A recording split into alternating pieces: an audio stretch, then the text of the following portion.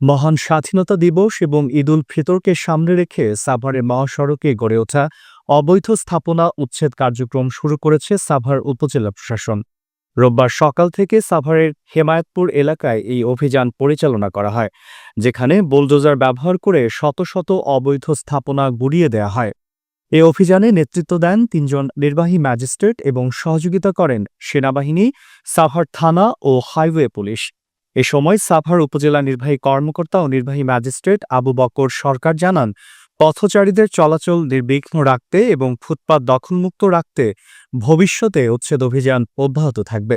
এছাড়াও ঢাকা আরিচা মহাসড়কের পাশে গড়ে ওঠা অবৈধ স্থাপনা উচ্ছেদ কার্যক্রমের পর কেউ যদি আইন অমান্য করার চেষ্টা করেন তবে তাদের বিরুদ্ধে জেল ও জরিমানা আরোপ করা হবে। এটি একটি উদ্যোগ যাতে সড়ক নিরাপত্তা ও জনগণের চলাচলে কোনো বাধা না আসে। আমাদের উপর একটা নির্দেশনা এসেছে যে উপজেলা প্রশাসন, পুলিশ, আমাদের রোড অ্যান্ড হাইওয়ে, সেনাবাহিনীর সহযোগিতা সকলে সম্মিলিতভাবে আজকে আমরা এই উচ্ছেদ অভিযানটা পরিচালনা করছি। আমাদের ডিস্ট্রিক্ট থেকে হলো যে আমাদের 2 জন ম্যাজিস্ট্রেট এসেছে এবং অ্যাডিশনাল এসপি মহোদয় এসেছে। তো ওনাদের যৌথ সহযোগিতা নিয়ে আমরা এই উচ্ছেদ অভিযানটা সাভারে হেমায়েতপুরে পরিচালনা করছি। আপনারা জানেন ইতিপূর্বে আমরা কয়েকবার এই উচ্ছেদ অভিযান পরিচালনা করে আসছিলাম।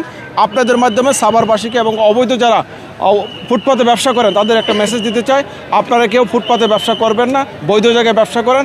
উপজেলা প্রশাসনের পক্ষ থেকে যে ধরনের সহযোগিতা লাগে আমরা আপনাদেরকে সহযোগিতা করব। পরবর্তী ব্যবস্থা হলো যে আজকে আপনারা দেখতে পাচ্ছেন আমরা হলো যে অবৈধ স্থাপনা সেগুলো ঘুরিয়ে দিচ্ছি।